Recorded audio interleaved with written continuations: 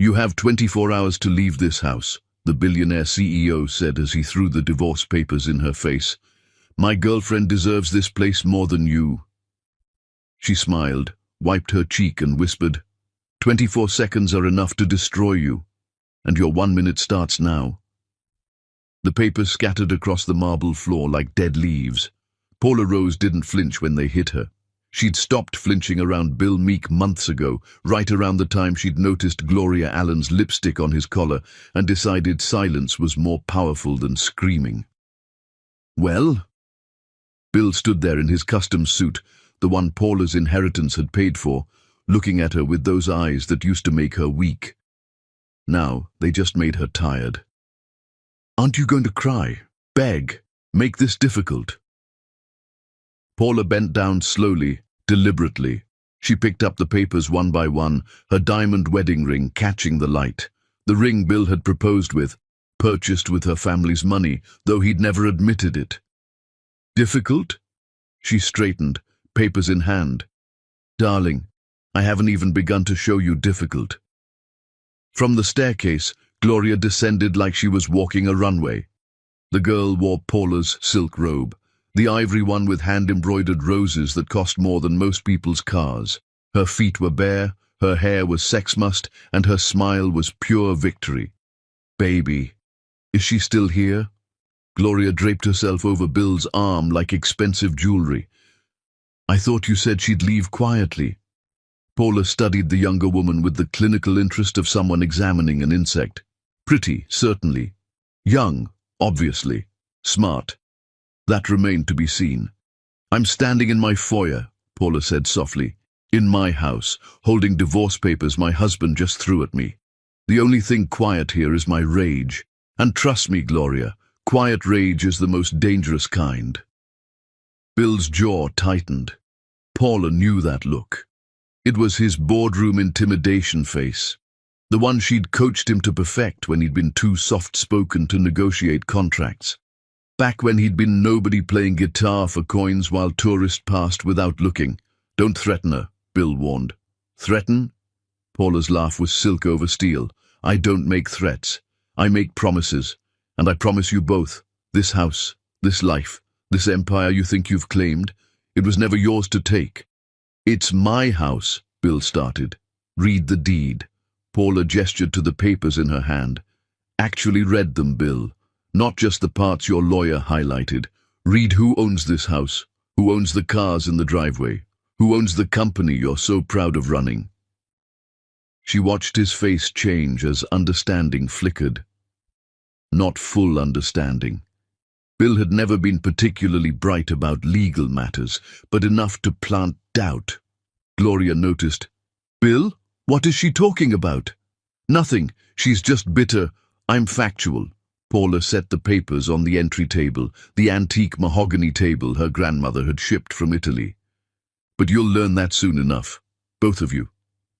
She walked past them, her heels clicking on marble with the rhythm of a countdown. Bill grabbed her arm, his fingers dug in hard enough to bruise. Paula looked down at his hand, then up at his face. Her expression didn't change, but something in her eyes made him release her immediately. Don't ever touch me again, she said quietly. You lost that privilege when you brought her into my bed. Your bed? Gloria laughed, high, sharp, entitled. It's been my bed for 6 months, sweetheart. Bill's been sleeping with me while you played the dutiful wife downstairs. How does that feel? Paula turned to face her fully.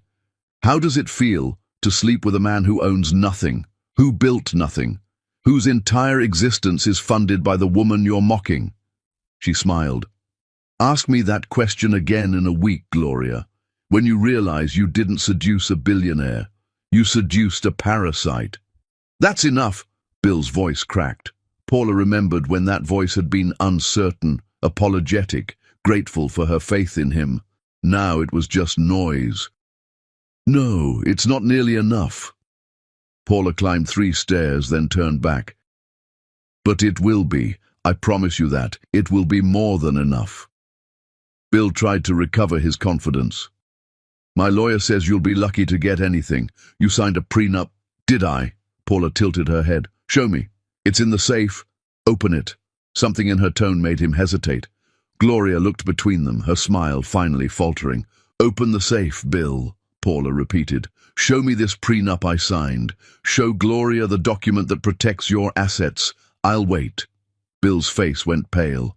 He hadn't checked the safe in years. He had no idea what was in it. But Paula knew. Paula knew everything. That's what I thought. She continued up the stairs. You have until sunset to remove your personal belongings. Just clothes. Everything else stays, because everything else is mine. You can't just kick me out of my own house. Paula stopped at the landing. When she looked down at them, she felt something shift inside her, something cold and powerful and absolutely done with mercy. Watch me. She entered the guest room, the one she'd been sleeping in since Bill had moved Gloria into their bedroom. The room was smaller, less luxurious. Paula had chosen it deliberately. Let them have the master suite with its perfect acoustics, its custom ventilation system that carried every sound throughout the house.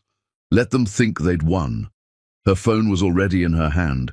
She dialed a number she hadn't called in years, one she'd promised herself she'd never need. Daniel Rose's office. The assistant's voice was crisp, professional. Tell him it's Paula. Tell him his sister needs him. A pause. Then the assistant's voice changed, warm with recognition and concern. Ms. Rose, please hold. Seconds later. Paula? Her brother's voice was shocked, worried, immediately protective. Is that really you? Hello, Danny. She used his childhood name deliberately, reaching across years of estrangement with those two syllables. I need you to pull the files, all of them. What files? The trust documents, the property deeds, the company registration papers, the real shareholder agreements. Paula's voice was steady now, cold and clear.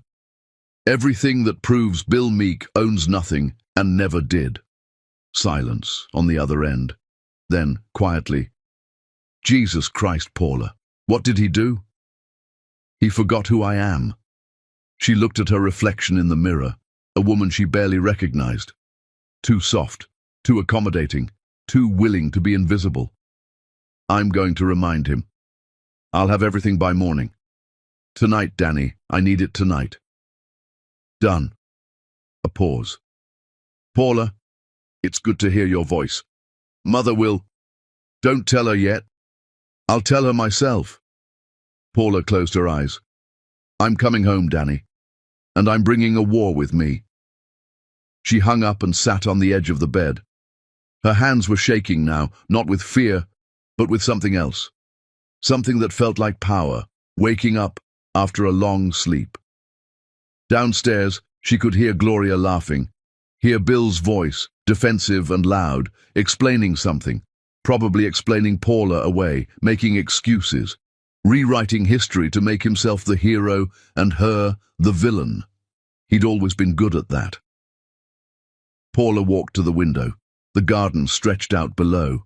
Roses everywhere, just as her father had wanted. He'd planted the first one the day she'd announced her engagement to Bill. A white rose. For purity, he'd said, but also for thorns. You never liked him, did you, Daddy? She whispered to the ghost of her father. You saw right through him, and I called you cruel. The memory hit her like a physical blow.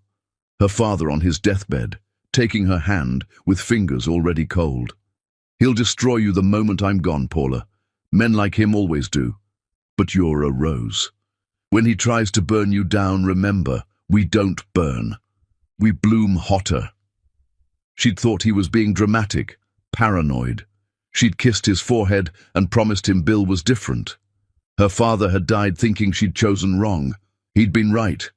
A knock on the door. Paula turned, expecting Bill. Instead, it was Margaret, Bill's mother, the woman Paula had cared for, loved like family, welcomed into her home when Margaret had nowhere else to go. Paula, dear?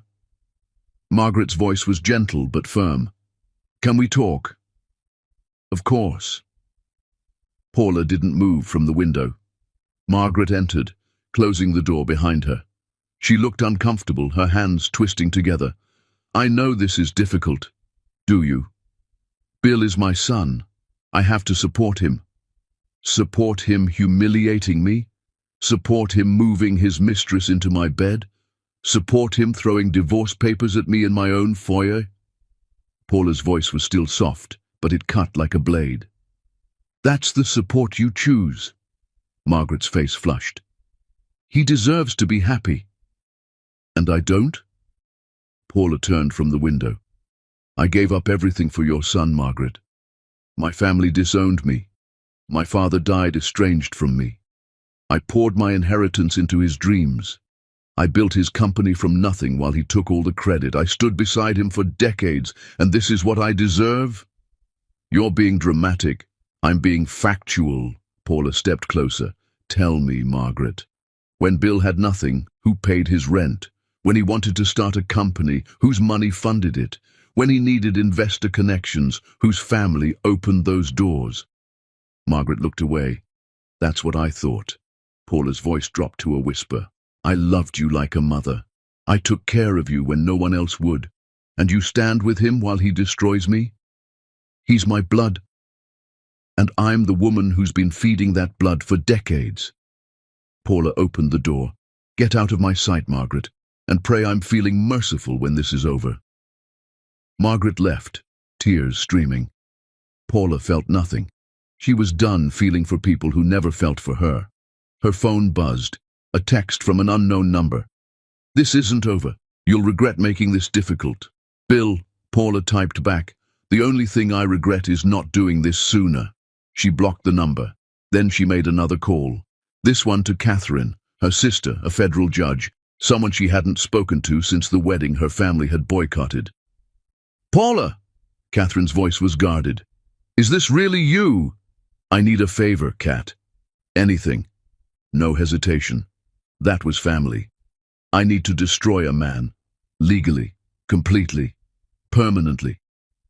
Catherine's laugh was dark and delighted. I was wondering when you'd finally wake up. Tell me everything. Paula told her. Every detail, every betrayal, every document Bill thought he had but didn't. Every asset he claimed but never owned. When she finished, Catherine was silent for a long moment. Then, oh, Paula, he has no idea what's coming, does he? No, Paula said. He really doesn't. Good. Let's educate him. After the call, Paula stood in the center of the room and let herself feel everything she'd been suppressing. The humiliation, the rage, the grief for years wasted on a man who'd never deserved them. Then she boxed it all up and locked it away. Emotion was a luxury. Right now she needed to be cold, calculating, ruthless. She needed to be a rose. Downstairs, Gloria's laughter rang out again. Paula smiled. Laugh now, little girl. Laugh while you can. Because the woman you mocked, the wife you thought was weak, the doormat you walked all over, she wasn't a doormat. She was a landmine, and you just triggered her. Paula Rose pulled out her laptop and began making lists. Phone calls to make, documents to retrieve, people to contact, strategies to deploy. Bill Meek had thrown divorce papers at her face and given her 24 hours to disappear. He'd made a critical error. He'd forgotten that Paula Rose had built an empire before. She could dismantle one just as easily, and she was about to show him exactly what happened when you tried to erase a woman who'd only been pretending to be invisible. The sun was setting when Paula heard Bill and Gloria laughing in the master bedroom, heard the bed creak, heard Gloria's exaggerated moans, performed for Paula's ears, no doubt. Paula didn't flinch. She opened her email and typed a message to her family's law firm. Freeze all accounts under William Meek's name. Effective immediately. Paula E. Rose, primary account holder. Send. Another email to the company board. Emergency meeting, tomorrow morning. Shareholder vote required. Attendance mandatory. Send. A final email to Bill's top 3 investors. All men her father had introduced to him. Need to discuss concerning financial irregularities at Meek Tech. Confidential. Urgent. Send. Then Paula Rose lay down on the guest room bed, set her alarm for dawn, and fell asleep with a smile on her face. Tomorrow, Bill Meek would wake up and realize his world was ending. But tonight, Paula Rose would rest. because destroying a man properly required energy, and she planned to be thorough. Chapter 2. Blood runs deeper than vows. Margaret Meek raised her son to believe he deserved the world. She forgot to teach him that the world belongs to the woman who bought it for him. Paul awoke to the sound of construction in the master bedroom. Gloria was already redecorating. The walls Paula had spent months selecting paint colors for were being torn down. The custom closets Paula had designed were being ripped out. She should feel angry. Instead, she felt nothing. That was dangerous. Paula knew that. When she felt nothing, she became something else entirely. Something her father used to recognize in her eyes during chess games. Something that made him say, "There's my girl, there's my Rose." She dressed in silence, not the soft cashmere she usually wore around the house. Today she chose a suit, navy, sharply tailored, the kind her mother wore to destroy men in boardrooms. She pulled her hair back severe and clean, applied makeup with a lighter hand. When she looked in the mirror, she saw Vivian Rose staring back. Good. Downstairs, Gloria was directing workers with the confidence of someone who'd never been told no. She wore one of Paula's silk robes, the cream one with the hand-embroidered roses that had cost more than most people's monthly rent. "Oh." Gloria stopped mid-gesture when she saw Paula. "You're still here?" "I live here," Paula said simply. She poured herself coffee from the pot Maria had left. Dear Maria, who'd been with her since before Bill, who looked at Gloria like something that had crawled out of the garbage disposal. For now. Gloria's smile was all teeth. "Bill says you'll be gone by tonight." "Bill says a lot of things." Paula sipped her coffee. "Most of them are lies, but you'll learn that." Gloria's eyes flashed. "You're just bitter because you couldn't keep your husband satisfied." Paula set down her cup with perfect precision. "Satisfied? Tell me, Gloria, has Bill taken you to the estate yet? The one upstate?" "We're going this weekend." "No, you're not, because I own it." "Has he shown you the investment portfolio, the stock certificates, the bonds?" Gloria's smile wavered. "Has he explained where his seed money came from, who his first investors were, whose family connections built every single relationship that made him successful?" "He built his company with my money." Paula's voice was still soft, deadly soft. "With my family's connections, with my reputation. Bill Meek was playing guitar for coins when I met him. He owned exactly one suit, and it was polyester. Everything he has, everything you think you've won, came from me." The doorbell rang. Maria appeared, her face carefully neutral. "Ms. Rose, you have visitors." "Show them in, please." Gloria looked nervous now. "Who?" Daniel Rose walked in first, tall, commanding, with that particular Rose family presence that made rooms go quiet. Behind him came Catherine Rose, federal judge, with her briefcase and her perfect posture and her eyes that missed nothing. Bill emerged from the study, already defensive. "What the hell is this?" "Hello, Bill."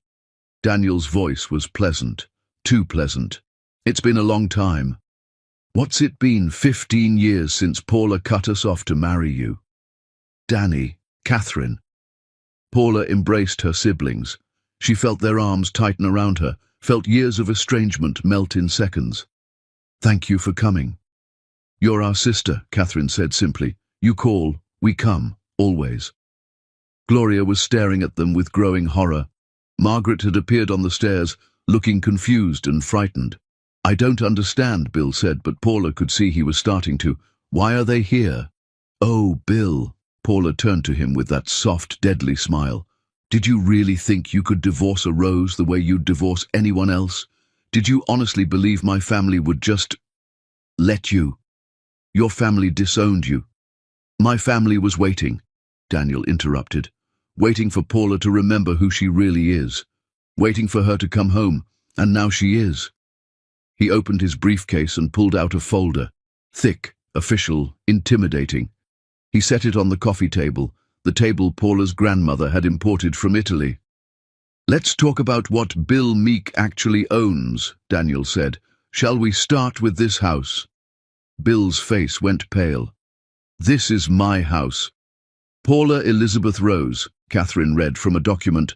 Sole owner. Purchased with inheritance from her father's estate. Deed in her name only. The company. 60% ownership, Paula Elizabeth Rose. 20% distributed among Rose family trusts. 20% listed under Bill Meek's name. Daniel smiled. Would you like to see the original shareholder agreements? The ones Paula signed? The ones you thought you'd changed? That's impossible. Bill was sweating now. The cars. Catherine flipped a page. Paula's name. The bank accounts? Jointly held, but seeded entirely with Rose family money. The investment portfolio that's made you so comfortable. Rose family investments that Paula was kind enough to share with you. Gloria grabbed Bill's arm. This can't be right. Tell them, this isn't right. But Bill was silent. He was remembering now. Paula could see it in his eyes. He was remembering the day she'd shown up at his studio apartment with a check, the day she'd introduced him to her father's investor friends, the day she'd signed him onto the board of her family's company as a junior partner. He'd thought he'd climbed. He'd thought he'd earned it. He'd been carried the entire way. So, here's how this is going to work, Daniel continued. Paula is filing for divorce. She'll be keeping the house, the company shares, the cars, the investments, and anything else with her name on it, which is everything. You, Bill, will be leaving with exactly what you brought into this marriage. Which was nothing, Paula said softly. You had nothing, Bill. You were nothing. I made you into something, and now I'm taking it all back. Margaret rushed down the stairs. You can't do this. He's built that company. With my daughter's money. The voice came from the doorway, deep, powerful, unmistakably authoritative. Everyone turned. Vivian Rose stood in the entrance like a queen surveying a conquered kingdom. She was older now, her hair silver instead of dark, but her presence was the same as Paula remembered. Overwhelming. Absolute. Mother, Paula breathed. My daughter. Vivian walked forward, her eyes never leaving Bill. The daughter who cut me off for this musician. The daughter who chose this man over her entire family. The daughter who disappeared for years into this marriage thinking it was love. She stopped in front of Bill. He actually took a step back. I told Paula not to marry you, Vivian said. I told her you were weak, that you wanted her money, not her. She called me cruel. She said I didn't understand love. Vivian's smile was ice. But I understood you, Bill Meek. I understood exactly what you were, and I've been waiting for this day, the day my daughter would finally see what I saw. Mrs. Rose, Bill started, that's Vivian Rose Huntington to you, and you will not address me. She turned to Paula. I heard about the divorce papers. I heard how he humiliated you, how he's been parading his whore around your home, Paula. The one your father bought for you as a wedding gift even though he thought you were making the biggest mistake of your life. Paula felt tears threatening but refused them. I'm sorry, Mother, you were right. You were all right. Sorry? Vivian cupped her daughter's face. My darling girl, I've been right about many things in my life, but I was wrong about one crucial fact. I thought you'd inherited your father's softness, his tendency to trust, but standing here now, seeing what you've done, keeping all the documents, maintaining control, calling your family the moment you needed us, I see you inherited something far more valuable. What's that? You inherited me. Vivian turned back to Bill. My daughter is done with you. You will leave this house today, not tomorrow. Today. You will take nothing but your personal clothes. Everything else stays. You can't just... Gloria finally found her voice. Oh, sweetheart. Vivian's laugh was cruel. I absolutely can. I'm Vivian Rose Huntington. I've destroyed men more powerful than Bill Meek before breakfast. What's one more parasite? Margaret tried again. This is still my son's home. Your son? Catherine stepped forward. Let's talk about you, Margaret Meek. You've been living in my sister's home, eating her food, enjoying her hospitality. And the moment your son betrays her, you side with him. That's called elder abuse in my courtroom. That's called exploitation.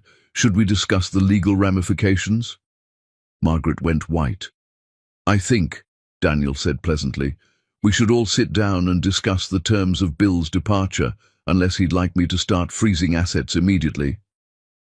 Bill looked around the room, at the Rose family standing united, at Gloria, who was slowly backing away as she realized she'd seduced a man who owned nothing, at his mother, who couldn't help him, at Paula, who watched him with eyes that had loved him once and now held only cold calculation. "You planned this," he said. "You've been planning this." "No," Paula said. "I've been surviving this. There's a difference." She walked to the window and looked out at the garden she'd planted. The roses, always roses, blooming in perfect rows. She remembered the day Bill had laughed and said she was obsessed with flowers because of her name. He'd never understood. Roses weren't just pretty, they had thorns. "I gave you everything," she said without turning around. "I gave you my family, my money, my connections, my faith. I gave you my body, my time, my devotion. I believed in you when no one else did. I fought for you when my own father begged me to leave you. Do you remember what you promised me on our wedding day?" Silence. "You said, 'Paula, you're the only thing I'll ever need. You're my music, my inspiration, my everything. I'll love you until the day I die.'" She turned to face him. "You died a long time ago, Bill. You just forgot to stop breathing." She walked past him without another glance, past Gloria, who stood there in the stolen robe looking lost, past Margaret, who was crying now. She stopped at the base of the stairs. "You have until sunset. Take your clothes, leave your keys. If you're still here when I come back down, Daniel will have the police remove you." She climbed the stairs, her family following. Behind her, she heard Gloria whisper, "Bill, what do we do?" And Bill's silence was the loudest answer in the world. In the guest room, her temporary room in her own house, Paula finally let herself feel it. Not the pain, not yet, but the power. "I'm home," she whispered. Vivian, standing in the doorway, smiled. "Yes, darling, you are. And now the real work begins." "What real work?" "Taking everything from him." Vivian's smile was sharp as a blade. "Everything. The way he took everything from you. But we'll do it slowly, methodically, the way roses have destroyed weak men for generations." Paula looked at her mother, this woman she'd rejected for years, this woman who'd been right all along. "Teach me," Paula said, and Vivian Rose Huntington's smile became something beautiful and terrible. "My darling girl," she said, "I thought you'd never ask." Chapter 3. The Empire Crumbles. Bill Meek thought marrying Paula Rose meant he'd climbed the mountain. He didn't realize he'd been standing on her shoulders the entire time. The sunset painted the house in shades of amber and blood.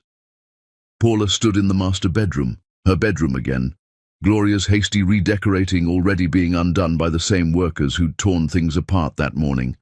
Money talked, Rose, money screamed. Gloria's clothes had been packed in garbage bags, a fitting metaphor. Downstairs, she could hear Bill arguing with Daniel. The sound carried through the ventilation system she'd had custom designed.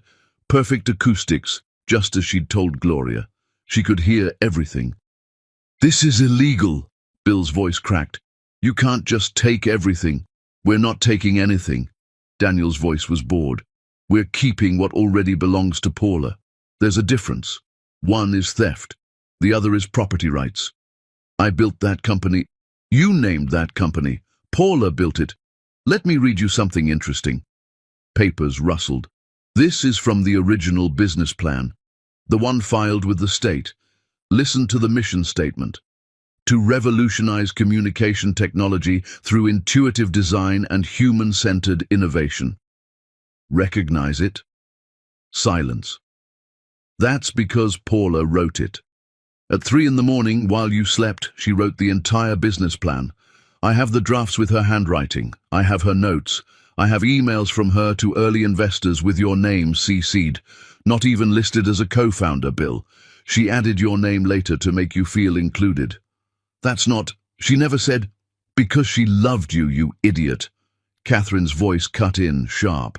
She loved you so much, she let you take credit for her work. She loved you so much, she stood in the background while you gave speeches using her words. She loved you so much, she made herself smaller so you could feel big. Paula closed her eyes. It was true. All of it. She remembered typing that business plan while Bill slept off another failed audition. Remembered presenting it to her father's associates while Bill was too nervous to speak. Remembered coaching him before every meeting, writing his talking points, making him look like a visionary. She'd built him from nothing. She'd been Pygmalion and he'd been her sculpture, but sculptures don't betray their creators. Sculptures don't throw divorce papers and bring mistresses home. "Where's Gloria?" Bill asked. "Gloria?" Paula smiled. Gloria had left an hour ago, slipping out the back while Bill argued with lawyers. The girl was smarter than she looked. She'd seen the paperwork. She'd understood what Bill actually was. Nothing. A knock on the door interrupted her thoughts. "Paula?" Vivian's voice. "May I come in?" "Of course, Mother." Vivian entered carrying 2 glasses of wine. She handed one to Paula and they stood together at the window looking down at the garden. "Your father planted the first rose bush," Vivian said. "Did you remember that? The day we told him you were marrying Bill, he came here and planted a white rose, said it was for your purity of heart, said you'd need something to remind you where you came from." "I remember." Paula's throat tightened. "He died thinking I'd abandoned the family. He died knowing you were strong enough to survive anything." Vivian sipped her wine.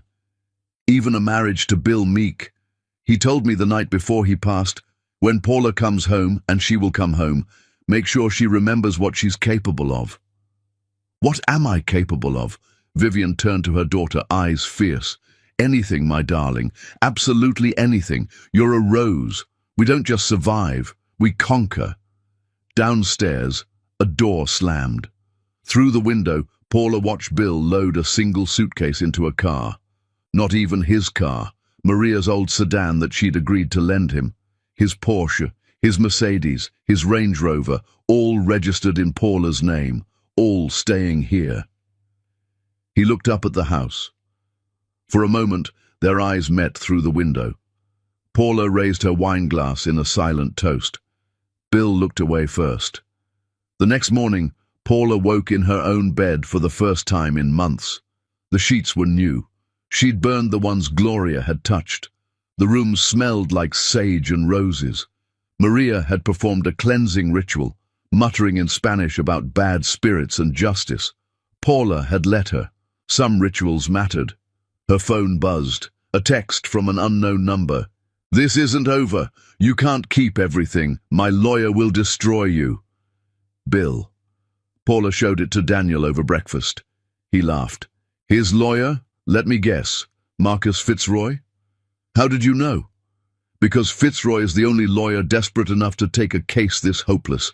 He's also terrible." Daniel spread butter on his toast. "I faced him once. He showed up drunk. This will be entertaining." "I don't want entertaining," Paula said. "I want it over." Patience. Catherine joined them, looking immaculate despite the early hour. Destroying a man properly takes time. You don't just remove him from your life. You remove him from existence. Every business contact, every investor, every social connection, they all need to understand what he really is. And what's that?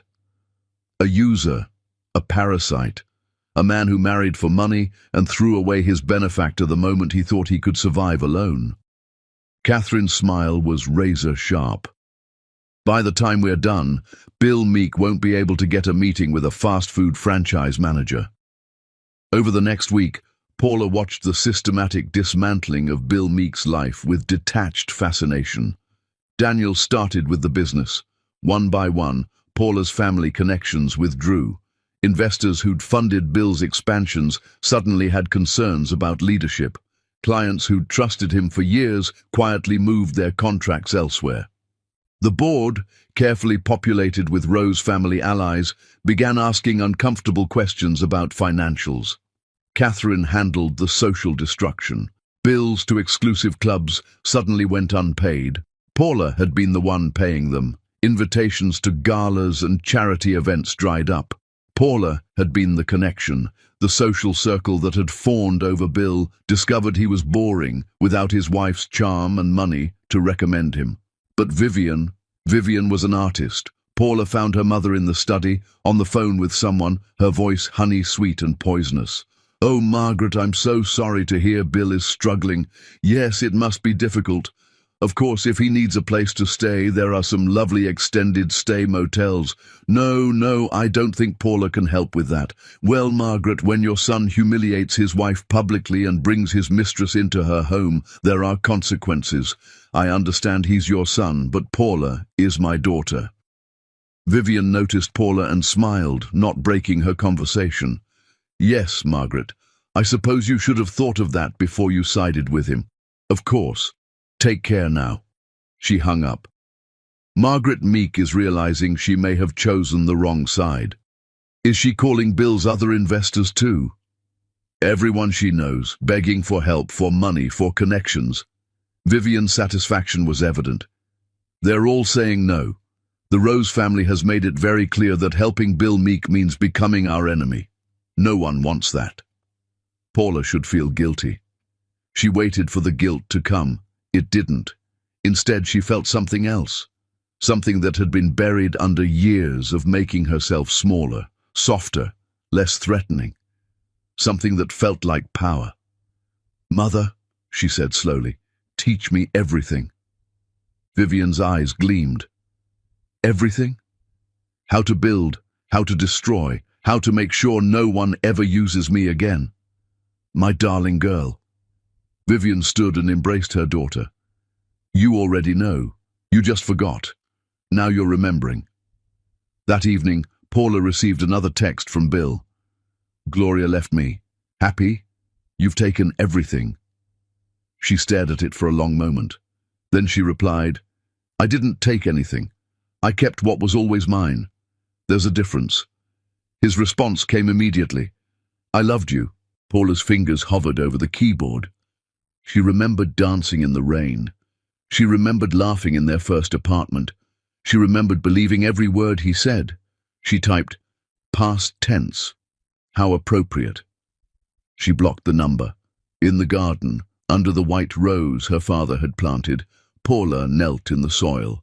She'd always been too busy to garden properly, too focused on supporting Bill's dreams. Now she had time. Maria found her there an hour later, hands dirty, face peaceful. "Senora," Maria said softly, "there's a delivery. Some of Senor Bill's things he left behind. Should I send them to him?" "Burn them," Paula said without looking up. "Every piece. I want no trace of him left in this house." Maria's smile was fierce. "With pleasure, Senora." That night, Paula stood on the balcony and watched the smoke rise from the fire pit. Bill's clothes, his books, his guitar, the one he'd played on that street corner where they'd met, the one she'd had restored professionally as an anniversary gift. It burned beautifully. Vivian joined her, silent for a moment. Then, "Your father would be proud." "Would he?" "I've become cold." "No." Vivian squeezed her hand. "You've become strong. There's a difference. Cold means you feel nothing. Strong means you feel everything and act anyway." Paula did feel everything. The grief of a marriage ended, the betrayal of trust broken, the rage of years wasted, the pain of love destroyed. But underneath all of that, something new was growing, something that felt like freedom. In the distance, her phone rang. Daniel's name on the screen. "It's done," he said when she answered. "Bill's company just voted him out. Unanimous decision. The board appointed you as interim CEO until a permanent replacement is found." Paula closed her eyes. "I don't want to run his company." "You're not. You're running your company, the one you built. He was just keeping the chair warm." She thought about that. Her company, her vision, her work. "When do I start?" "Tomorrow, if you're ready." Was she ready? To walk into that building and claim what was hers? To face the employees who'd thought Bill was a genius? To sit in the executive chair and make decisions without anyone's permission? She looked at her mother. Vivian nodded once. "I'm ready," Paula said, and for the first time in years, she believed it. Chapter 4. The Throne She Built. Gloria Allen thought she'd stolen a billionaire. She'd actually stolen a puppet, and the woman holding the strings was smiling. Paula Rose walked into Meektech headquarters at 8 in the morning, wearing her mother's armor. A suit so perfectly tailored it was a weapon, heels that made her tower, hair pulled back to show the sharp angles of her face. She looked like what she was: money, power, and vengeance wrapped in Valentino. The receptionist gaped. "Mrs. Meek." "Ms. Rose," Paula corrected. "I've reclaimed my name. Is the executive team in the conference room?" "Yes, but—" Paula was already walking. She knew this building intimately. She'd chosen the architect. She'd selected every finish, every fixture. Bill had wanted modern glass and steel. Paula had insisted on warmth, on spaces that felt human. She'd won, as she'd won every decision that actually mattered. The conference room fell silent when she entered. 10 men, 2 women, all of them looking uncomfortable. "Good morning," Paula said. She didn't sit. She stood at the head of the table where Bill used to sit. "I'm sure you're all confused. Let me clarify. As the majority shareholder and original founder of this company, I've accepted the board's invitation to serve as CEO. Original founder?" Marcus Stone, the CFO, looked skeptical. "Bill founded this company." Paula smiled. It wasn't a nice smile. "Did he? Let's examine that claim." She opened her briefcase, her father's old leather case, worn and powerful, and pulled out a folder. "This is the original business registration, filed 14 years ago. Founder and CEO, Paula Elizabeth Rose. Bill Meek is listed as creative director." She slid it across the table. "This is the first round of funding. $1 million from Rose Family Investments, conditionally granted to Paula Rose's venture. Bill Meek signed as employee number 1. Another document joined the first. This is the first office lease. Paula Rose signatory. This is the first major client contract. Negotiated and signed by Paula Rose." She pulled out another stack. "These are the patents. 7 original technology patents that form the backbone of our platform. Inventor, Paula Rose, co-inventor on 3 of them, Bill Meek." The room was dead silent. "So when you say Bill founded this company," Paula continued softly, "what you mean is that Bill was the face of the company I built, the voice speaking words I wrote, the figurehead of an empire he had no idea how to run." Marcus was pale. "We didn't know." "Of course you didn't. I made sure you didn't, because I loved him." Paula's voice didn't waver. "I loved him so much I let him have the credit.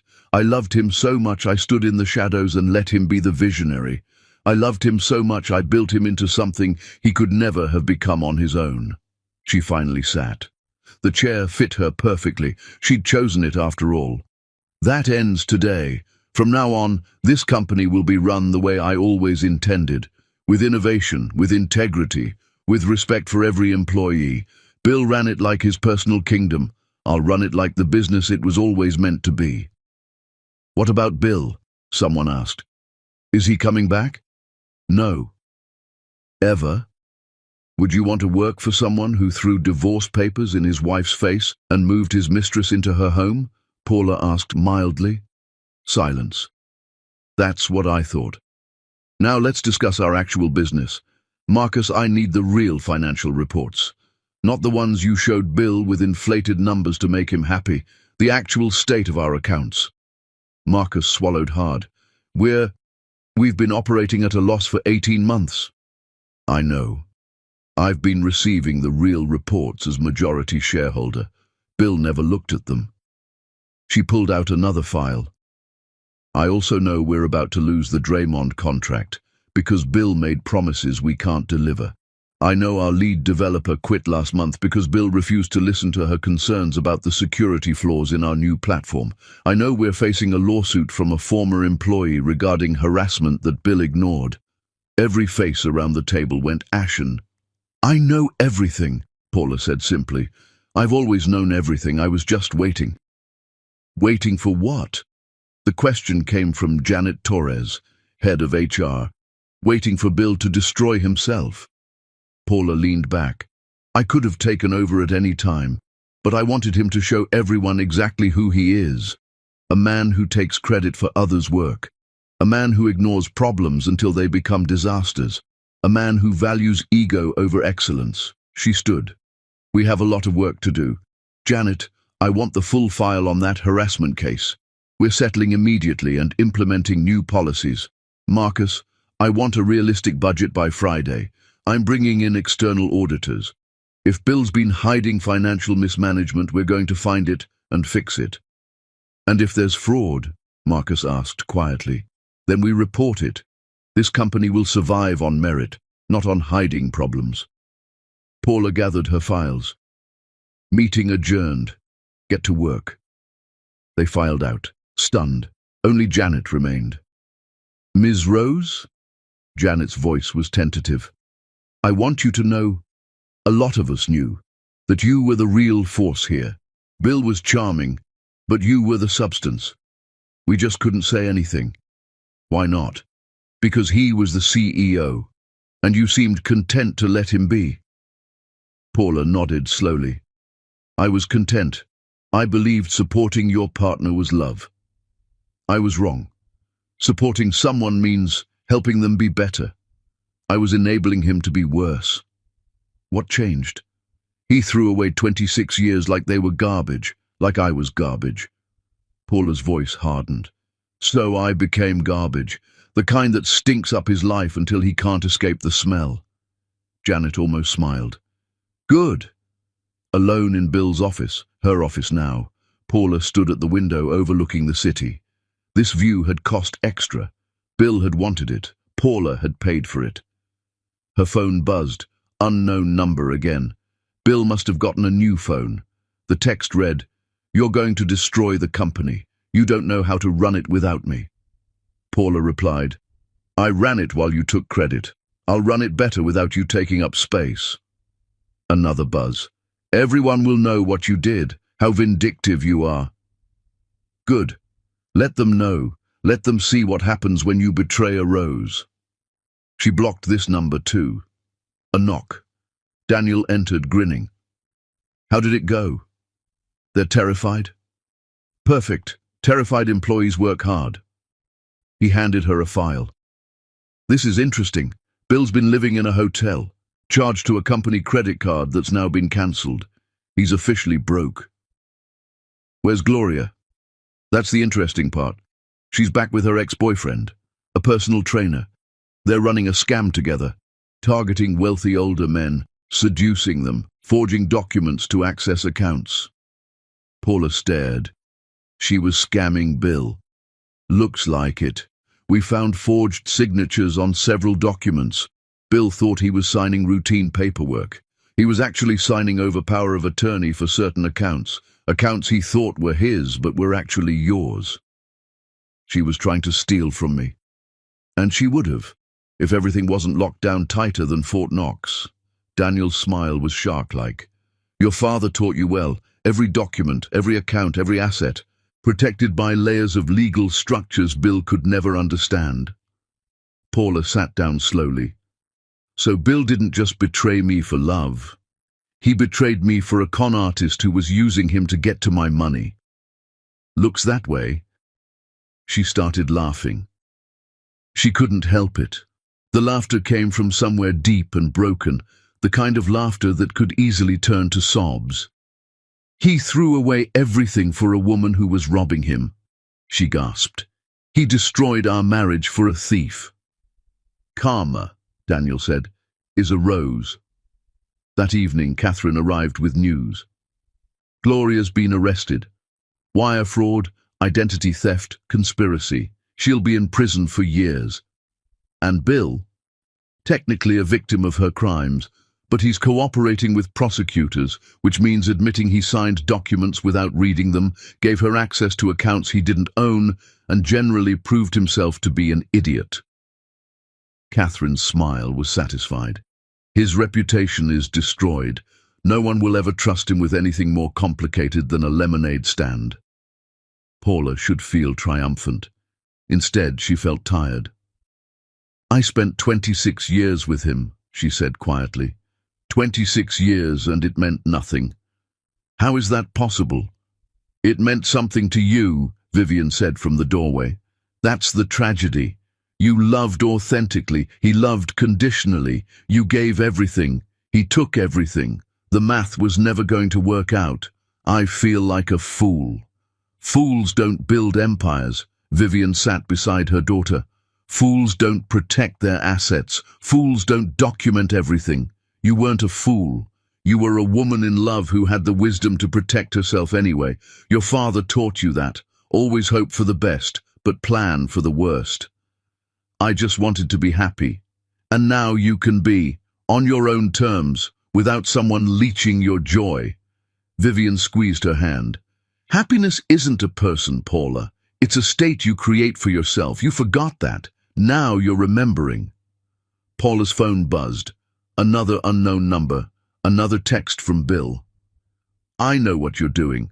You're trying to destroy me, but I'll survive. I always survive. She stared at it for a long moment. Then she replied, You survived because I carried you.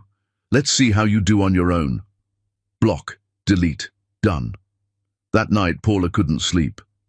She walked through her house, the house that was hers again, every room reclaimed. In the study, she found the photo album she'd been avoiding.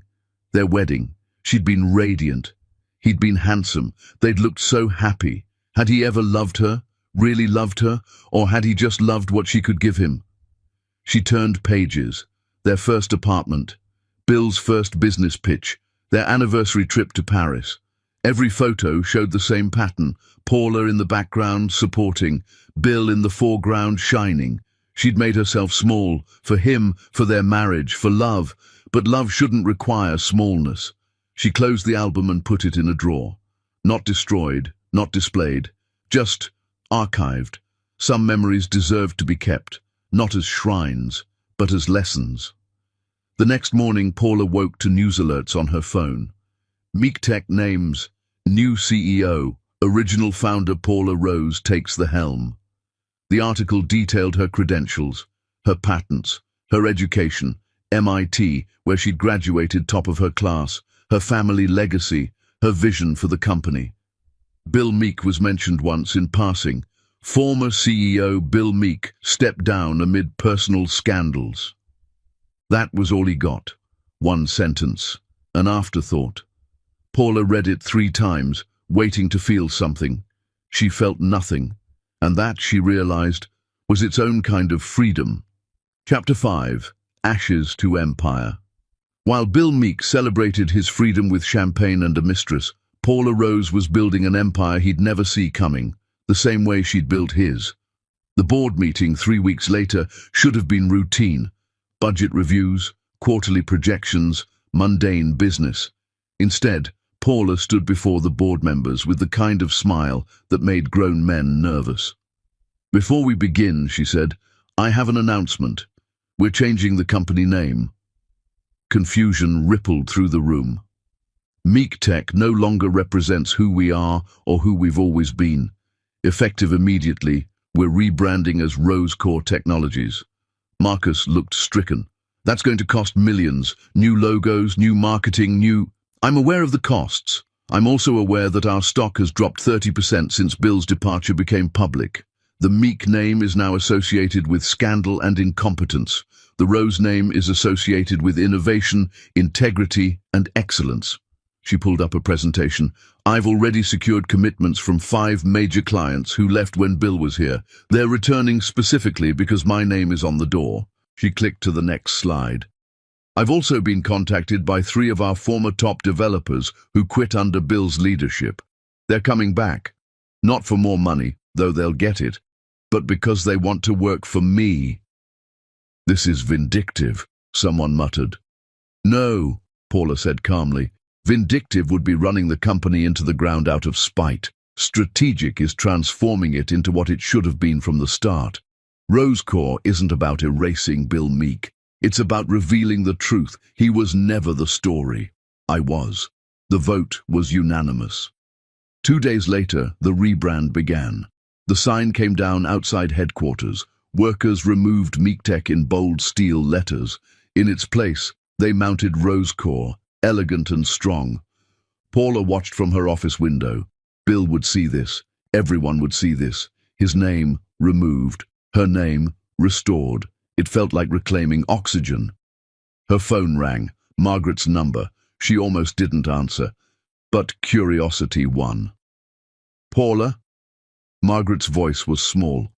"Paula, please, I need to speak with you." "I have nothing to say to you, Margaret. I know I sided with Bill. I know I hurt you, but I'm his mother. I had to—" "No, you didn't." Paula's voice was ice. "You chose to support him humiliating me. You chose to welcome his mistress into my home. You chose to make me feel like the villain for being betrayed. Those were choices. I'm sorry. Are you? Or are you sorry because Bill's broke and you need somewhere to live?" Silence. Then quietly, "Both." Paula closed her eyes. Margaret had been kind to her once. Years ago, when Paula's own mother had cut her off, Margaret had been there.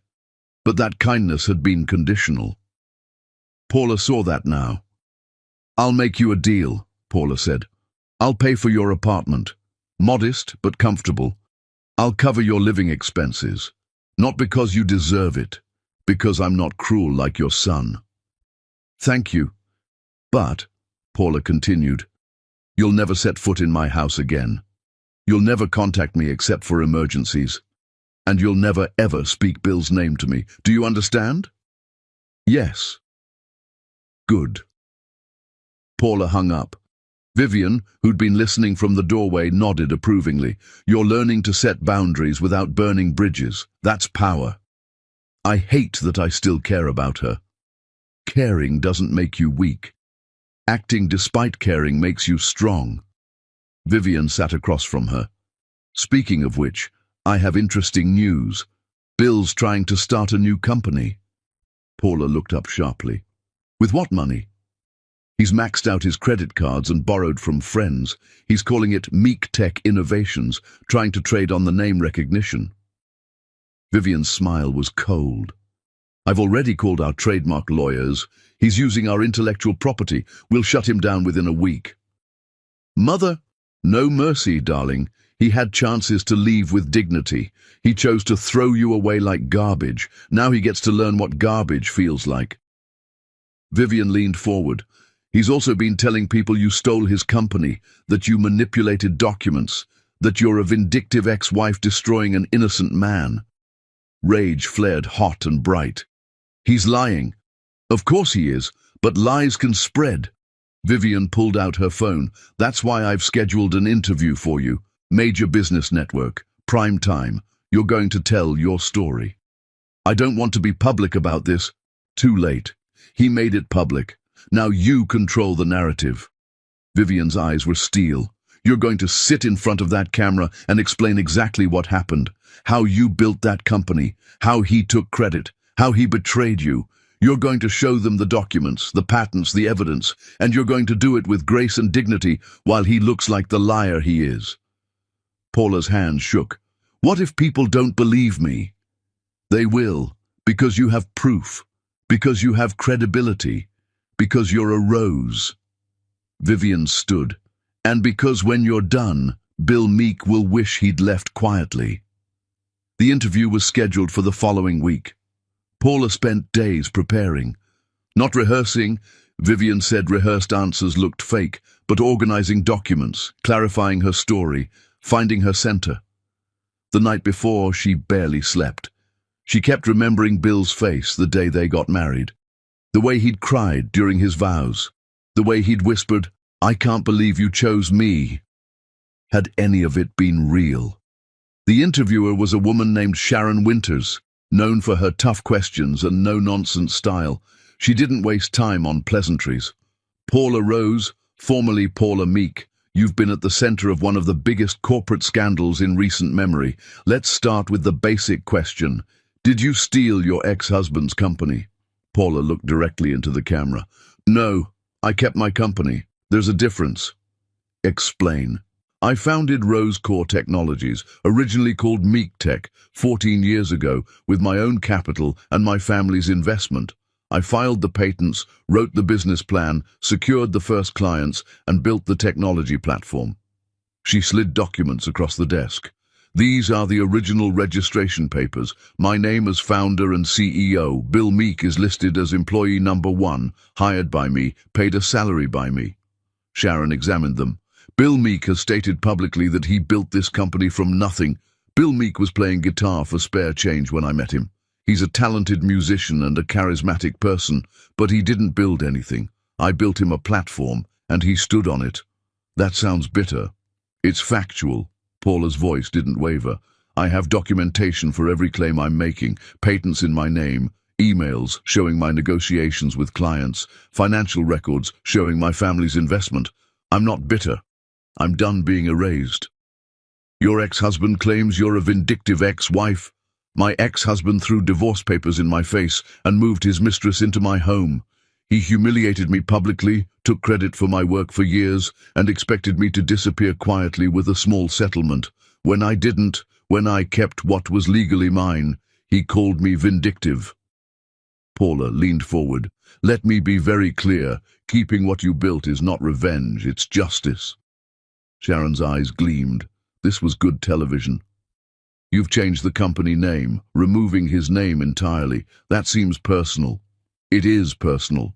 I personally created this company. I personally funded it. I personally sacrificed everything to make it succeed. His name was always a courtesy. That courtesy has been revoked. Some people are saying, some people are men who are terrified their own wives will realize they've been carrying them. Paula's smile was sharp.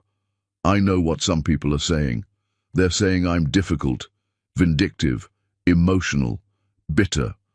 Let me translate. I'm a woman who refused to accept being discarded. That makes men nervous. The interview went viral within hours. Paula Rose trended globally. Women everywhere were sharing their own stories of being erased, of supporting men who took credit, of building things only to watch someone else claim them. Bill's phone must have exploded with calls. Paula didn't care. She'd blocked his number again. What she did care about were the messages flooding in from other women, stories of erasure, stories of betrayal, stories of finally taking back what was theirs. You inspired me to leave, one message read. I've been supporting my husband's business for 10 years while he tells people he's self-made. I just filed for divorce and claimed my share. Thank you. Another. I'm a lawyer. I'd like to help you pro bono if you need it. What you're doing matters. Dozens more, hundreds, thousands. Paula sat in her office reading them, something warm unfolding in her chest. She wasn't just taking back her company, she was showing other women it was possible. Daniel burst in, waving his phone. Have you seen this? Bill's former business partner just published an op-ed. Says Bill always took credit for other people's work. Says everyone in their early days knew you were the brains and he was just the face. Catherine arrived moments later. 3 of his investors just called me. They want to invest in Rosecore. They said they'd invested in Bill because of you and never understood why you weren't the CEO. Vivian came last, carrying champagne. Darling, you've done it. Bill Meek's reputation is destroyed. No one will work with him. No one will fund him. No one will even return his calls. They should celebrate. This was victory. But Paula felt something else, something that felt like grief. I loved him, she said quietly. I really, truly loved him. How did it come to this? Vivian set down the champagne and wrapped her arms around her daughter. Because he was small and you were vast. Because he needed to diminish you to feel big. Because some men can't love women who outshine them. But he said what he needed to say to keep you trapped, and you believed him because you have a generous heart. Vivian pulled back, cupping Paula's face. But generous doesn't mean foolish. You protected yourself even while loving him. That's wisdom. Paula closed her eyes. The girl who'd fallen in love with a street musician felt so far away now. That girl had believed in fairy tales. This woman knew the truth. Sometimes the dragon wins, but only if you let it. And Paula Rose had stopped letting anyone win at her expense. What happens now? She asked. Now? Vivian smiled. Now you build something even greater, not for revenge, for yourself. You've taken back your company, now take back your life. Paula looked around her office, at the city skyline beyond her windows, at the empire she'd built and reclaimed. For the first time in years, the future didn't include Bill Meek in any capacity. It felt like stepping into sunlight after years in a cave. "All right," she said. "Let's build something new." And outside her window, the rose-core sign gleamed like a promise. Chapter 6. The past speaks louder than lies. When the past speaks, liars learn that some voices carry farther than their excuses ever could. Bill Meek's fall from grace should have been complete, should have been quiet. Instead, he made it spectacular. Paula was in a meeting when her assistant interrupted, face pale. "Ms. Rose, you need to see this." The video was already going viral. Bill, disheveled and desperate, standing outside Rosecore headquarters with a handmade sign, "Paula Rose stole my life." He was shouting at employees entering the building, shouting about injustice, about vindictive ex-wives, about women who destroyed men for sport. "He's been there for 3 hours, her assistant said. "Security asked if you want him arrested." Paula watched the video. Bill looked destroyed, unshaven, clothes wrinkled, eyes wild. He looked like a man who'd lost everything, because he had. "No," she said quietly. "Don't arrest him. He's embarrassing himself far more effectively than I ever could." But watching him implode hurt. Not because she still loved him, because she remembered loving him. She remembered believing he was better than this. Daniel appeared at her door. "You've seen it? Everyone's seen it." "Good." Daniel's smile was grim. Let him rage. Let everyone see what happens when men like him lose control. "Danny, no."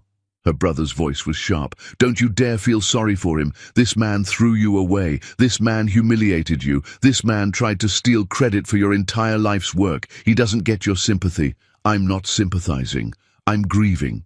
"Grieve then, but don't rescue him." Paula nodded. Daniel was right. She knew he was right, but watching Bill destroy himself still felt like watching someone drown while she stood safe on shore. The protest lasted 2 days before Bill gave up. By then, the videos had been shared millions of times. His reputation, already damaged, became radioactive. Then the articles started appearing. First, a piece in a major business magazine.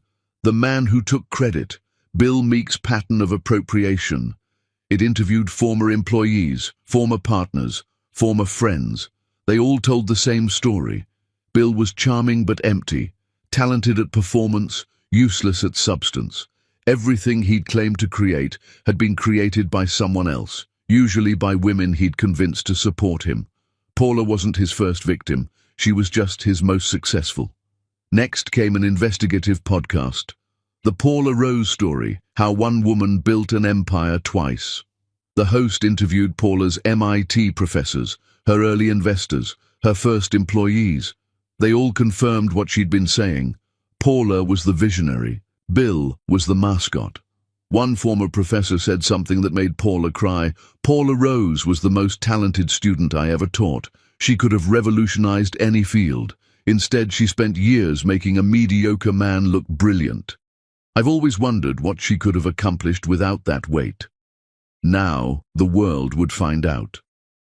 Rosecore's stock soared. With Paula's name on the door and her vision driving strategy, investors flooded in. The company that had been floundering under Bill's leadership became the darling of the tech industry under hers. Paula hired back every talented woman who'd quit under Bill's watch. She promoted women to leadership positions. She implemented policies Bill had blocked, paid parental leave, flexible work arrangements, mentorship programs. Within months, Rosecore was named one of the best places to work in the country. Bill sent her an email. She'd stopped blocking him. What was the point? He couldn't hurt her anymore. The email read, "You've won. Happy now? You've destroyed me. You've taken everything. I hope you enjoy your empire built on my corpse." She replied, "I didn't destroy you. You destroyed yourself. I just stopped carrying you." His response, "I loved you." Those 3 words sat on her screen like an accusation. Paula stared at them. Her hands shook. She typed and deleted a dozen responses before settling on the truth. I know you think you did. But love doesn't throw away what it values. Love doesn't humiliate what it cherishes. You loved what I could give you, not who I was. She hit send and immediately closed her laptop. That night, alone in her house, Paula finally let herself fall apart. She cried for the girl who'd believed in fairy tales, for the woman who'd sacrificed everything for a man's dream, for the years she'd never get back. She cried for the marriage that had been real to her but transactional to him. She cried because even though she'd won, she'd lost something too, her ability to trust that kind of love again. Vivian found her on the floor of her bedroom, surrounded by tissues, mascara running. "Oh, darling." Her mother sat beside her and pulled her close. "You're grieving." "I thought I was over it," Paula choked out. "I thought I'd moved on." Moving on doesn't mean not feeling. It means feeling and surviving anyway. Vivian stroked her daughter's hair. "You're allowed to grieve what you thought you had. You're allowed to mourn the man you thought he was." Was any of it real? Yes. Your love was real. Your devotion was real. Your sacrifice was real. He's the one who was fake. Paula cried harder. "Why wasn't I enough?" "Oh, my beautiful girl." Vivian's voice broke. "You were too much. You were brilliant and strong and powerful. He couldn't stand in your light without being blinded, so he tried to dim you. But you can't dim the sun. You can only prove you're afraid of brightness." They sat there until Paula had no tears left. Then Vivian said something that changed everything. "You know what your father told me the day you were born?" "What?" "He said, this girl is going to change the world. I just hope the world is ready for her." Vivian smiled through her own tears. He was right. You are changing the world. Not by being someone's wife, by being yourself. Paula thought about that. Being herself. She'd forgotten what that meant. She'd spent so long being what Bill needed, what the marriage required, what supporting a partner looked like. Who was Paula Rose without any of that? She was about to find out. The next morning, Paula woke with a strange clarity. She'd grieved. Now it was time to build. She called a company-wide meeting. Every employee, every department. They gathered in the main auditorium, confused and curious. Paula stood before them without notes. "When I took over as CEO, many of you were skeptical. You knew me as Bill Meek's wife, not as the founder of this company. I want to change that." She pulled up a slide. Her MIT diploma, her early patents, her original business plan. "This is who I was before I became Bill's wife. This is who I've always been. I let myself be erased because I thought supporting him was love. I was wrong." Another slide. Photos of the company's early days. Paula in every picture, working late, coding, negotiating, building. "This company exists because I built it, not because I helped build it, because I built it." Bill was an employee who became a figurehead, but the heart of RoseCore has always been my vision. She looked around the room. Going forward, this company will reflect that vision. We will innovate, we will lead, we will treat every employee with respect, and we will never, ever let anyone take credit for work they didn't do. The room erupted in applause. After the meeting, a young developer approached Paula. "Ms. Rose, I just wanted to say thank you. I've been working here for 3 years. Bill never knew my name. You learned it my first day under your leadership." Paula squeezed the woman's hand. "What's your name?" "Keisha." "Keisha, thank you for staying. Thank you for believing this company could be better." "It already is." Paula walked back to her office feeling lighter. She had an empire to run, a vision to execute, a life to reclaim. Bill Meek was a chapter, a painful one, but just a chapter. The book was far from over. Chapter 7. The Reckoning. Bill Meek didn't notice when his empire started crumbling because he was too busy building sandcastles with a woman who was already looking for the next beach. 6 months after Paula's television interview, Bill hit rock bottom in spectacular fashion. He'd been living in a series of increasingly decrepit apartments, burning through what little goodwill remained from old contacts. Every business venture failed. Every job interview ended with polite rejections once they Googled his name. Paula knew because Daniel kept her informed, whether she wanted it or not. "He's applied to work at a coffee shop," Daniel reported over dinner at Vivian's estate. "They rejected him. Too much baggage." "Stop," Paula said. "I don't want to know anymore." "You need to know," Vivian countered. "Not because you should care about him, but because you need to see the full consequences of his choices. He did this to himself." Paula pushed her food around her plate. She'd won everything. So why did victory taste like ash? "I saw Margaret yesterday," Catherine said carefully. "She looks terrible. She's aging badly. All that stress." "She chose her side," Paula said flatly. "She did. I'm not saying you owe her anything. I'm saying karma is having its way with the Meek family." That night, Paula received an unexpected visitor. The doorbell rang at nearly midnight. Maria checked the security camera and gasped. "Senora, it's him." Paula's first instinct was to call security. Her second was to ignore it. Her third was curiosity. She opened the door. Bill stood there looking like a ghost of himself. He'd lost weight. His clothes hung on him. His eyes were hollow. "Paula," he said, "please, I need to talk to you." "No, please, 5 minutes. That's all I ask." She should close the door. She knew she should. Instead, she said, "You have 3. They stood on opposite sides of the threshold. Paula wouldn't invite him in. This wasn't his home anymore. "I'm sorry," Bill started. "Your time is ticking." "I'm sorry," he said again, faster now. "I'm sorry for everything, for Gloria, for humiliating you, for taking credit for your work, for all of it. I was wrong, I was cruel, I was a coward," Paula finished. "You were a coward who needed to feel big by making me small." "Yes. And now you're here because you've lost everything and you want me to save you." Bill's face crumpled. "I don't want you to save me. I just want you to know I'm sorry. I need you to know that I loved you. I really did." Past tense again. "I still..." "No." Paula's voice was sharp. "You don't get to love me anymore. You threw that away. You destroyed it. You don't get to pick up the pieces and pretend they still fit together. I know, I see what you've done with Rosecore. It's incredible. It's everything I could never have made it.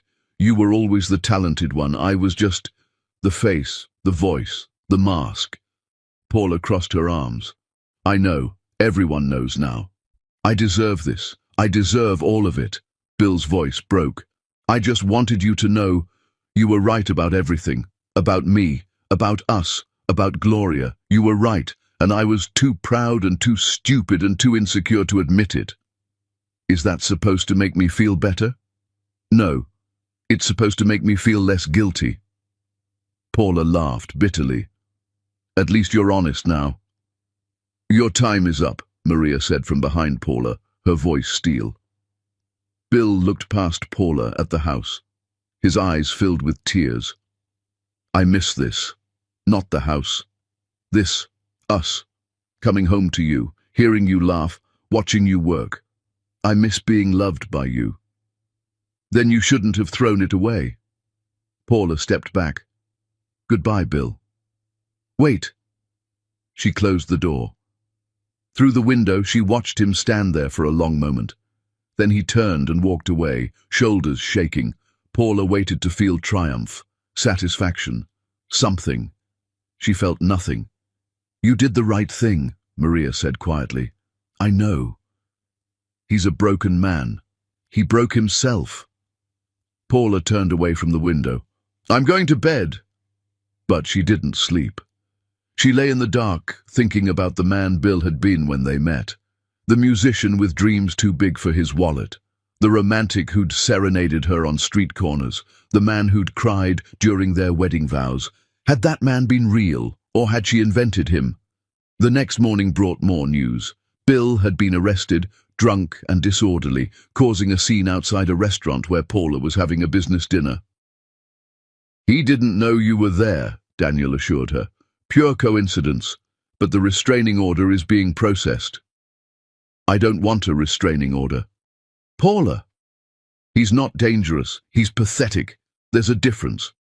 She rubbed her temples. Just make sure he gets help. Rehab or therapy or whatever he needs. Send the bills to me. You're too good to him. I'm not good to him. I'm good to myself. I don't want his destruction on my conscience. She looked at her brother. I want him gone from my life, but I don't want him dead or institutionalized. Make sure he gets basic help. Then I never want to hear his name again. Daniel nodded slowly. You're a better person than I am. No, I'm just tired of this story. I want a new one. Over the following weeks, Paula threw herself into work. RoseCore launched 3 new products, expanded into international markets, acquired 2 smaller companies. Paula Rose became a name synonymous with innovation and integrity. She gave speeches at conferences, mentored young women in tech, sat on boards, built the empire she'd always been capable of building. Bill Meek faded into obscurity. Gossip sites stopped covering him. His name disappeared from headlines. He became what he'd always been without Paula. Nothing. One evening, Paula received a letter. Not from Bill, from his mother. Margaret's handwriting was shaky. Paula, I know you don't want to hear from me. I don't blame you. But I need you to know something. I was wrong. About everything. You were the best thing that ever happened to my son, and I let him throw you away. I encouraged it because I was jealous. Jealous that he loved you more than he'd ever loved me. Jealous that you were everything I wasn't. I destroyed the best relationship he ever had because I'm a bitter old woman. I'm sorry. I don't expect forgiveness. I just needed you to know. You deserve better than both of us. Paula read it 3 times. Then she filed it away with all the other ghosts of her past. Some apologies came too late to matter. That weekend, Vivian threw a party. Not for business, for Paula. What's the occasion? Paula asked. You're alive, Vivian said simply. You survived something that would have destroyed lesser women. That's worth celebrating. The party was small, but perfect. Catherine and Daniel with their families, a few close friends, Maria and the household staff who'd stood by Paula through everything. No Bill, no Margaret, no ghosts, just people who loved Paula for Paula. Vivian raised a glass. To my daughter, who built an empire twice, who survived betrayal and came out stronger, who proved that roses have thorns and fools bleed when they try to pick them carelessly. Everyone laughed and drank. Paula felt something she hadn't felt in years. Peace. Not happiness yet. Not joy, but peace. The kind that comes from knowing you've survived the worst and emerged intact. Later, alone on the terrace, Paula looked up at the stars. I made it, Daddy, she whispered to the night. You told me I was strong enough for anything. You were right. The wind rustled through the rose garden. Her father had planted the first one. Now dozens bloomed there, white and red and pink and yellow. A garden of survival. Paula Rose had been pruned down to nothing, but roses grew back stronger when properly cut. And she was blooming in ways Bill Meek would never understand. Chapter 8. The Woman Who Forgets. They say the opposite of love is hate. Paula Rose proved it's something far worse. It's forgetting someone ever mattered at all. 1 year after her divorce, Paula stopped thinking about Bill Meek entirely, not because she tried. She simply had better things to occupy her mind. RoseCore had become the 5th most valuable tech company in the country. Paula graced magazine covers, not as someone's ex-wife, but as a self-made billionaire innovator. She bought a second home in the mountains, started painting again, something she'd abandoned years ago to support Bill's dreams, traveled to 6 countries on business, and stayed for pleasure. She was living, really living, for the first time in decades. You seem lighter, Catherine observed during Sunday brunch at Vivian's estate. I am lighter, Paula said. I dropped 180 pounds of dead weight. They laughed. It was a running joke now. The weight she'd lost wasn't physical. It was Bill. Daniel joined them, looking amused. You're trending again. What now? Forbes just named you Businesswoman of the Year. The article is glowing. It mentions your ex-husband exactly once in passing. Paula didn't even ask what it said. She'd stopped caring about Bill's mentions months ago. Good, was all she said. What she didn't know, what her family chose not to tell her, was that Bill had tried to attend the Forbes Gala where she'd accept her award. Security had turned him away at the door. He'd stood outside in the rain, watching through windows as Paula gave her acceptance speech, watching her shine without him, watching her be everything he'd tried to dim. Paula's speech made news for its honesty. I spent 2.5 decades making someone else's dreams come true. Now I'm making my own. To every woman watching who's lost herself in someone else's ambition, it's not too late. Reclaim yourself. Rebuild yourself. You are not too old, too damaged, or too late. You are exactly on time. Standing ovation, viral clips, millions of shares. Bill watched it on a library computer. He had no television in his studio apartment, barely had furniture. He worked 3 part-time jobs now, nothing in tech, no one would hire him, and lived on ramen and regret.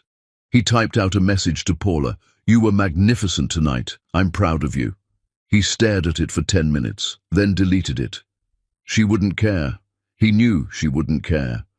The woman who'd once loved him with her whole heart had moved on so completely he doubted she remembered his name. Paula, meanwhile, was at an after-party, laughing with other tech CEOs, discussing innovations and investments. A venture capitalist asked her to dinner. She said yes, not because she was ready to date, but because she was ready to be courted by someone who saw her as an equal. The dinner went well. 3 more followed.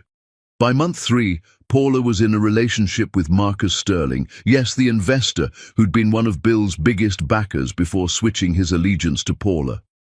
Marcus was nothing like Bill. He was established, secure, brilliant in his own right. He didn't need Paula to make him somebody. He already was somebody.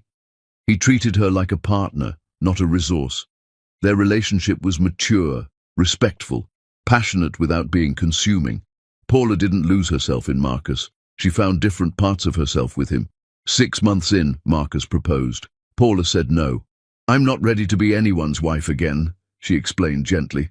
"Maybe I never will be. I like what we have, but I can't wear that title again." Marcus, to his credit, understood. "Then we don't marry. We partner. We love. We build something that works for us, not for tradition." Paula kissed him. "That sounds perfect." They bought a place together in the city, separate apartments in the same building. Independence and intimacy balanced perfectly. Paula had learned the lesson. Love shouldn't require erasure. Meanwhile, Bill's life continued its downward spiral. He'd been evicted from his apartment, stayed in a shelter for a while, eventually found a room in a halfway house. He attended AA meetings now, therapy twice a week. Slowly, painfully, he was trying to rebuild something resembling a life. His therapist asked him about Paula often. "Do you still love her?" "I don't know what love means anymore," Bill admitted. "I thought I loved her. I thought destroying her would free me. Instead, it destroyed me." "Have you tried to contact her?" "Once. She closed the door in my face, literally and metaphorically." He laughed bitterly. "I don't blame her. I'd close the door on me too." "Do you want closure?" "I think closure is a myth. Some doors don't close. They just stop mattering." That was it, really. Bill didn't matter to Paula anymore. Not as love, not as hate, not as anything. He'd become irrelevant. 2 years post-divorce, Paula received an invitation to speak at her alma mater, MIT. She stood before an auditorium full of students and told them her story, not the sanitized version, the real one. "I was married for 26 years to someone who took credit for my work. I let him because I thought that's what love looked like, sacrifice, support, putting someone else first. I was wrong." She clicked to a slide. Her early patents, her business plans, her achievements, all with her name only. "This is what I did alone. This is what I'm capable of. And I didn't know it because I'd spent so long being half of something that I forgot how to be whole." Another slide. Rose Corps' latest valuation, her awards, her innovations. This is what happens when you stop making yourself small, when you stop letting someone else's insecurity dictate your size, when you remember that your voice matters. A student raised her hand. Do you regret your marriage? Paula paused, really thought about it. No, she said finally. I regret staying too long. I regret not leaving when I first felt diminished. But I don't regret the marriage itself. It taught me who I never want to be again. Do you hate your ex-husband? I don't think about him enough to hate him. The room went silent. Then someone started clapping. Then everyone. Because that was the ultimate victory. Not destruction, not revenge, indifference. After her speech, a young woman approached Paula crying, I'm in a relationship like that. He takes credit for everything. He makes me feel crazy, but I love him. Paula took the woman's hands. Love shouldn't make you smaller. Real love celebrates your growth. If he can't handle your light, he doesn't deserve your darkness either. What if I can't leave? You can. I promise you can. It feels impossible until you do it. Then it feels like breathing again. Paula squeezed her hands. You are not too weak. You are not too damaged. You are not too invested. You are exactly strong enough to walk away. The woman sobbed. Thank you. Paula hugged her. Go be magnificent. Don't wait for permission. Driving home, Paula thought about that conversation, about the woman she'd been, the woman she'd become. Bill Meek had tried to destroy her. Instead, he'd freed her. She should probably thank him. She wouldn't, though. That would require remembering he existed. And Paula Rose had more important things to remember, like her worth, her strength, her capacity for brilliance, like the empire she'd built twice, like the woman in the mirror who'd survived hell and came out forged in fire. Bill Meek was ash. Paula Rose was the phoenix. And phoenixes don't look back at ashes. They fly forward into flame. Chapter 9. Monuments to Forgetting. Bill Meek learned too late that the woman who builds you doesn't need you to stand. She was always the foundation. 5 years post-divorce, Paula Rose's name was synonymous with innovation, integrity, and excellence. RoseCore Technologies dominated the tech sector. Paula had expanded into artificial intelligence, clean energy, and biotechnology. Her companies employed thousands. Her innovations changed industries. She was profiled in documentaries. Her leadership style was studied in business schools. Young women cited her as their role model. Paula Rose had become what she'd always been capable of becoming, legendary. Bill Meek, meanwhile, had finally stabilized, not thrived, just survived. He managed a small bookstore now, lived in a modest apartment, attended his meetings and therapy sessions. He'd accepted his place in the world, footnote in someone else's story. He saw Paula sometimes, not in person. She operated in circles so far above him they might as well be different planets.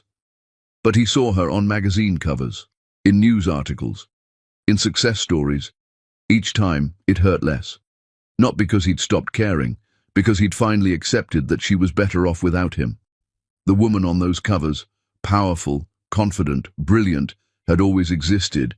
He'd just spent years trying to diminish her. His therapist called it growth. Bill called it grief. Paula rarely thought of him.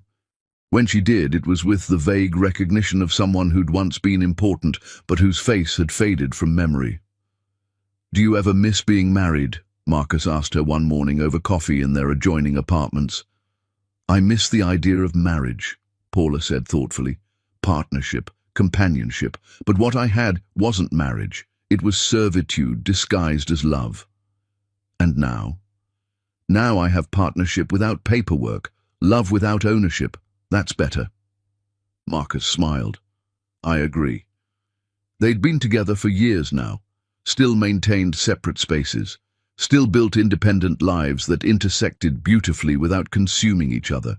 It worked because they were both whole people who chose connection, not broken people seeking completion. Paula's mother was aging gracefully. Vivian had stepped back from most business operations, content to watch her daughter surpass every legacy the Rose family had built. You've done what I never could, Vivian told Paula at a family dinner. You built something from nothing, lost everything, and built it again even bigger. You're the ultimate Rose. I'm just me, Mother. Exactly. That's always been enough. Catherine had been appointed to a higher court. Daniel was running for office. The Rose family was thriving in every direction, and at the center of it all was Paula, the one they'd disowned, who'd come back stronger than any of them. She established a foundation, the Paula Rose Initiative for Women in Technology. It funded scholarships, mentorship programs, legal aid for women fighting workplace discrimination. Every year, she hosted a gala. Every year, hundreds of women shared stories of reclaiming their work, their credit, their lives. Bill watched coverage of one gala online. Paula, stunning in emerald silk, surrounded by women she'd empowered. She was asked about her ex-husband. The journalist clearly wanted drama. Paula's response was perfect. I'm sorry, who? The audience laughed. The journalist pushed, your ex-husband, Bill Meek. Paula's face showed genuine confusion. Then, oh, yes, I don't really think about that anymore. Ancient history. Bill closed his laptop. Message received. He wasn't her villain origin story. He wasn't her revenge plot. He wasn't her anything. He was nothing to her. And somehow that felt like the punishment he deserved. Margaret Meek died quietly in her sleep at 78. She'd lived alone in the modest apartment Paula had paid for, never reconciling with either her son or her former daughter-in-law. Bill called Paula's office to tell her. Her assistant was polite but clear. Ms. Rose is in Tokyo. I'll pass along the message. Paula sent flowers, expensive, beautiful flowers, and a card that read, She was kind to me once. That's worth remembering. She didn't attend the funeral. Neither did anyone else from the Rose family. Bill stood alone in the cemetery, watching his mother's casket lower into earth. He'd lost everything that mattered, his wife, his mother, his reputation, his career. All he had left was a small bookstore and the knowledge that he'd destroyed his own life through arrogance and cruelty. It wasn't enough, but it was what he deserved. Paula, in Tokyo, closed a deal that would revolutionize sustainable energy. She didn't think once about the funeral happening back home. She was too busy changing the world. 7 years post-divorce, Paula received an unexpected letter. It was from Gloria Allen, writing from prison. She had 3 more years on her sentence. Ms. Rose, I know you have no reason to read this. I know I'm the last person who deserves your attention, but I wanted you to know I'm sorry. I was a con artist. I targeted Bill because he was weak and wealthy, or so I thought. I didn't know he was just a shell you'd built around nothing. I didn't know everything he had was yours. By the time I realized I was in too deep, I helped him hurt you. I wore your clothes, slept in your bed, mocked your life. I thought I was clever. I was just cruel. You didn't deserve any of it. Bill didn't deserve you. Neither did I. I hope you're happy. I hope you've built something beautiful from the ashes we left you. I hope you've forgotten we exist. That would be the kindest ending. Paula read it twice, then filed it away with Margaret's letter and all the other apologies that came too late. Some people earned forgiveness. Some just earned forgetting. Gloria and Bill had earned the latter. Paula's life was full now. Board meetings and product launches, charity galas and international conferences, time with Marcus, time with family, time alone, painting in her studio or walking in her garden.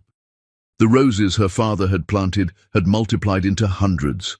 The garden was a maze of blooms now, every color, every variety, all thriving. Paula walked among them every morning. It was her meditation, her reminder. She'd been cut down, she'd bloomed back, and she would keep blooming. One morning, a young reporter approached her at a conference. Eager, nervous, clearly new. Ms. Rose, can I ask about your ex-husband? Paula smiled kindly. I'm sorry, I don't do interviews about personal matters. But your comeback story isn't about him. Paula's voice was gentle but firm. My story is about me. about resilience, about women reclaiming their narratives. He's irrelevant to that story.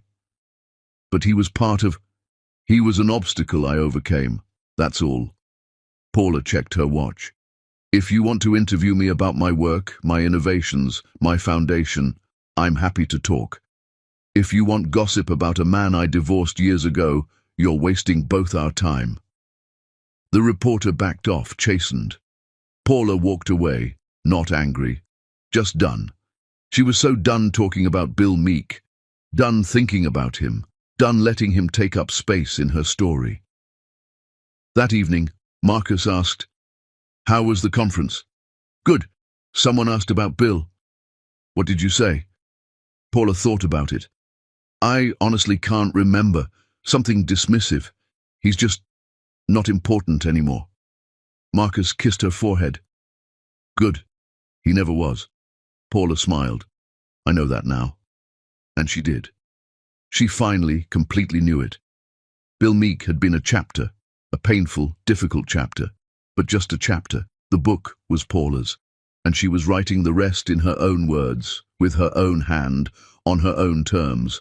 No editors, no co-authors, no ghostwriters claiming credit. Just Paula Rose, telling her truth, and the world was finally listening. Chapter 10. The Woman Who Never Left. Bill Meek asked Paula Rose to leave in 24 hours. 10 years later, he finally understood. She never left. She simply stopped staying for him and started staying for herself. A decade after their divorce, Paula Rose received an invitation she'd never expected. Bill Meek's gallery opening. He'd returned to art, to music, to the things he'd abandoned when he thought business made him more impressive.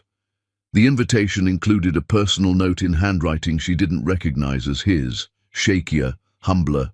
"I don't expect you to come. I don't deserve your presence, but you should know I'm finally doing what I should have done from the beginning. Creating, not taking credit for others' creations. If you do come, it's not to see me, it's to see that some people actually learn from their mistakes. Bill." Paula held the invitation for a long time, then showed it to Marcus. "Are you going?" he asked. "I don't know. Should I? Do you want to?" Paula thought about it. The answer surprised her. "Maybe. Not for him. For closure I didn't know I needed." "Then go. I'll come with you if you want." "No. If I do this, I do it alone." The gallery was in a modest space downtown. Nothing like the luxury Bill had once demanded. The opening was small, maybe 30 people, mostly strangers. Paula arrived late intentionally. She wore simple black, no statement, no armor, just herself. The art was good, really good. Bill had talent, she'd always known that. These paintings captured something raw and honest. Pain, regret, growth. One piece stopped her cold, a woman's silhouette, made entirely of thorns, blooming with roses. The title card read, "The foundation I mistook for a stepping stone." Paula stared at it. This was how he saw her now. Too late, but he saw her. "You came." Bill's voice from behind her, quieter than she remembered, humbler. Paula turned. He'd aged, grey hair, lines around his eyes, a softness that came from surrender rather than comfort. "I came," she agreed. "Your art is good, Bill." "Thank you." He didn't move closer. Respected her space. "I didn't think you would." "Neither did I." They stood there, two people who'd shared decades and now shared nothing but history. "I'm not going to apologize again," Bill said quietly. "You've heard it enough. It doesn't mean anything anymore." "No, it doesn't. I just want you to know. I see it now. What you were, what I did, what I destroyed." He gestured at the painting. "You were never my foundation. You were the whole architecture. I was just living in the house you built." Paula nodded slowly. "Yes. I wasted your time. You wasted my love. Time I would have spent anyway. Love I gave freely. That's what you wasted." Bill's eyes filled with tears he didn't try to hide. "I know." "Good. Paula turned back to the painting. This is beautiful, by the way. Painful, but beautiful. Everything beautiful is painful when you look close enough. They stood in silence. Then Paula said something she'd never planned to say. I forgive you. Bill's breath caught. You don't have to. I'm not doing it for you. I'm doing it for me. Paula finally looked at him directly. I forgive you because holding on to anger was taking up space I need for better things. I forgive you because you're human and humans are flawed. I forgive you because I've built a life so beautiful that your betrayal is just a distant memory. Thank you, Bill whispered. But forgiveness doesn't mean reconciliation. It doesn't mean friendship. It doesn't mean I'll forget what you did. Paula's voice was gentle but absolute. It just means I'm releasing you from my story. You're not my villain anymore. You're not my lesson. You're just someone I used to know. Bill nodded, tears streaming now. That's more than I deserve. Yes, Paula agreed. It is. She turned to leave, then paused. For what it's worth, Bill, I hope you find peace. Real peace. The kind that comes from being enough on your own. Did you find it? Paula smiled. Years ago. She walked out of the gallery and didn't look back. Marcus was waiting outside in the car. How was it? Closure, Paula said. Real closure. Not the dramatic kind. The quiet kind where you realize someone doesn't matter anymore. Good. Very good. They drove home in comfortable silence. Paula looked out the window at the city she'd conquered, the life she'd built, the empire that bore her name. She thought about the girl who'd fallen in love with a street musician. That girl had believed in fairy tales. She'd believed love meant sacrifice and support meant silence. This woman knew better. Love meant partnership. Support meant encouragement, not erasure. And sacrifice without reciprocity wasn't love. It was martyrdom. At home, Paula stood in her garden among the roses that had multiplied beyond counting. Red and white and pink and yellow, all blooming in chaotic beauty. Her phone buzzed, a text from her goddaughter Zara, now a successful lawyer about to make partner. Aunt Paula, I just closed the biggest case of my career. I thought of you. You taught me never to make myself smaller for anyone. Thank you. Paula smiled. This was the legacy that mattered. Not the company, not the money. The women she'd empowered, the lives she'd changed. The example she'd set. She'd been broken, she'd been rebuilt, she'd been better. And in the process, she'd shown countless others they could do the same. Bill Meek had asked her to leave in 24 hours. She'd left his world and built her own.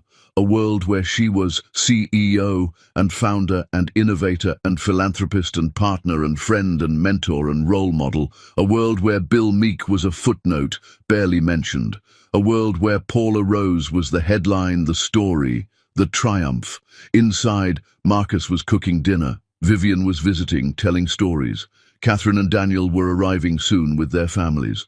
Paula's life was full of people who loved her for herself, not for what she could give them, not for how she made them look, but for who she was.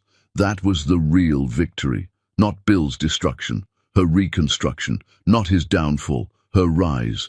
She looked at the white rose her father had planted. It had grown massive, sprawling, taking up half the garden with its blooms. I made it, Daddy, she whispered. I built it twice, and the second time I built it for me. The rose swayed in the evening breeze, as if nodding approval. Paula turned back to the house, to the laughter and light spilling from the windows, to the life she'd earned. Bill Meek had given her 24 hours to disappear. She'd taken those hours and turned them into a decade of dominance. She'd taken his betrayal and transformed it into fuel. She'd taken the ashes of her marriage and grown an empire from the soil. And in the end, that was the greatest revenge of all, not destroying him, but becoming so powerful, so successful, so thoroughly herself, that he became irrelevant. Bill Meek had tried to erase Paula Rose. Instead, he'd freed her. And Paula Rose, freed, was unstoppable. She walked inside to her family, her love, her life. And Bill Meek, in his small gallery, with his small crowd and his small redemption, finally understood what he'd lost. Not a wife, not a partner, not a supporter. He'd lost a force of nature, a woman who could have carried him forever. But forces of nature don't carry dead weight. They drop it and keep moving. And Paula Rose was still moving forward, powerful and brilliant and free. While Bill Meek stood still, finally understanding that the woman who never left was never really his to begin with. She'd always belonged to herself. She'd just forgotten for a while. Now she remembered, and the world would never let her forget again. The end.